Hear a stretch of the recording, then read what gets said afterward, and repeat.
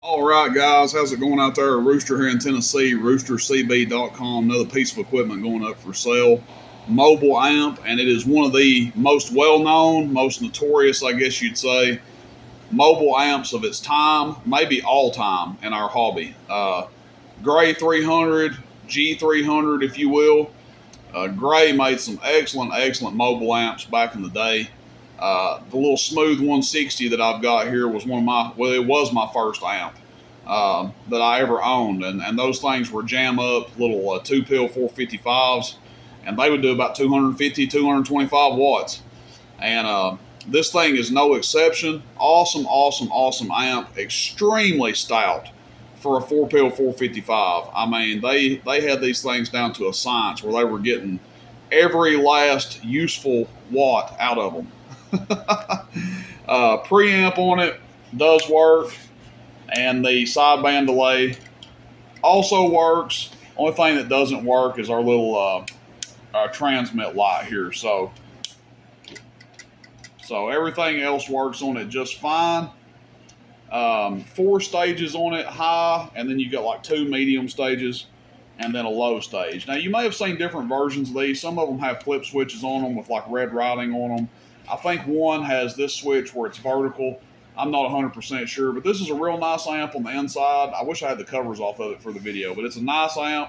Hasn't been abused or anything. Yes, it's old, so it could use a paint job. But this is one I wouldn't mind keeping.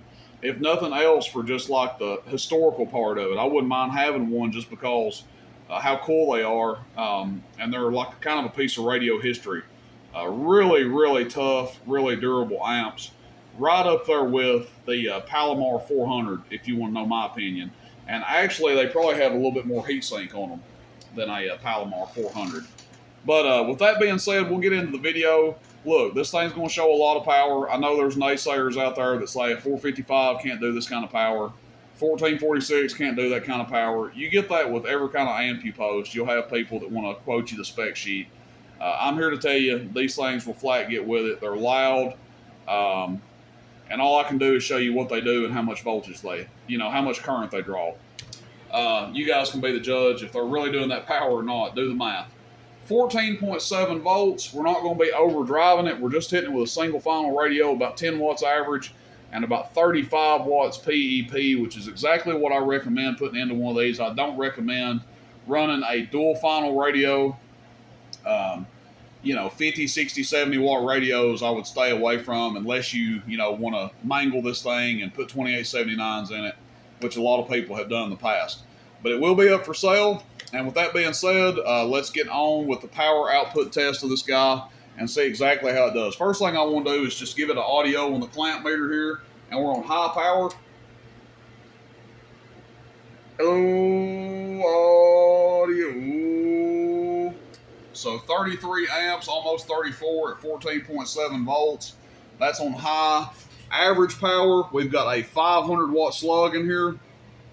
And this is our 25 to 60 megahertz slug. Our other slug that we're going to use is going to be a 2 to 30. So we can just compare the difference if there is any at all. Average power first, middle scale, 10 is 100, 20 is 200. Hello, audio. Hello, hello, audio. Hello. A little bit over 200 average. Make sure I got it on the camera there. Now, medium. Still about the same. The other medium. Then low. So you can see the average power really starts falling off. We can get it down there a little bit over 100 average. Now, if we want to check PEP, we'll just start from the bottom and go work our way up. This is low power, PEP, middle scale, audio 1, 2, 3, audio 1, 2, 3, audio. And that's from a really low carrier. It's not really wise to check carrier on PEP because you get a false reading because it picks up every little noise in the background. So, I mean, it's like a super modulator right there. Literally dead kin almost nothing. Oh, swinging 125 average. Oh, audio, and 350 PEP. Now, if we go to our first medium setting, hello, audio 1, 2, 3, audio 1, 2, 3, audio about 360. Our second medium setting, hello, audio 1, 2, 3, audio 1, 2, 3, about 450. And this is high. Audio, audio, audio, audio, audio. Really close to 500 watts PEP. Not even breaking a sweat. All right, now what we're going to do, just for the sake of transparency and being very thorough with our test of this thing, let's put in our 500 here. Well, we already had a 500. This is our 2 to 30 megahertz 500. Let's see how it does. I know one of these slugs reads a little bit tighter, I believe. I'm not 100% which one, but I know one reads a little bit more tight. Hello, audio, audio. Maybe I'm lying, because audio 1, 2, 3, audio 1, 2, 3, audio, check audio 1, 2, 3, audio.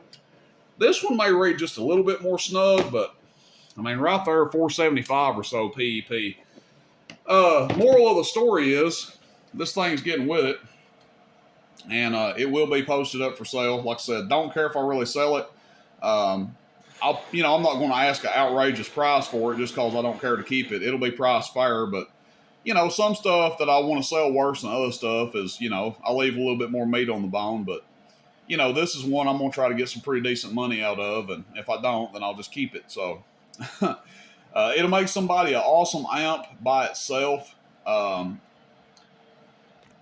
Really cool to run these like in a mobile. You don't really have to change your alternators or anything like that. I mean, and it's enough to do some really good talking with a good radio and a good antenna. I used to say the best bang for buck back in the day was to have like a Wilson 5000. I said back in the day, back when Wilson 5000s were good antennas, like a Wilson 5000 magnet mount, a Palomar 400, some sort of Galaxy radio or Cobra 29. That was like the best bang for buck little mobile setup you could get. And still, to this day, this with like, let's say a Striker A10 magnet mount and a souped up Cobra 29, I mean, you're going to be really surprised with how well you can talk. Or hey, if you're like a sideband operator and you like sideband, maybe one of the Ranger, TRE top ones, a McKinley, something like that you can drive into this thing. But anyway, guys, longer video than I anticipated, but I kind of, big fan of these amps. So enjoyed making the video on it, and enjoyed getting this thing in here, trading for it, and seeing how it would do. Very impressed with how it's doing. I've seen them do less. I don't know that I've seen one do more without, changing the finals in it. So Gray 300, 400, Gray 4-stage, G300, whatever you want to call it. Nice running little mobile amp here. All right, everybody have a good one. Rooster in Tennessee, roostercb.com. We'll get this guy listed up. See you, bye.